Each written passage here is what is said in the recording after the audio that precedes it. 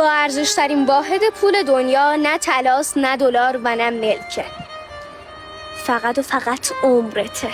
تو میری یه قهوه برای خودت سفارش بدی، فروشنده بهت میگه 100,000 تومان. دست میکنی تو کیسه عمرت، 1 ساعت از عمرتو میذاری رو میز و با یه قهوه معاملش میکنی.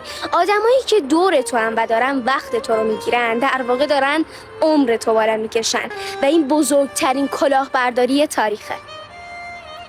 بدون که با ارزشترین دارایی تو کجا خرجش میکنی، چون وقتی به خودت میای میبینی که موهای سرت سفید شده و کل سرمایت رو از دست دادی.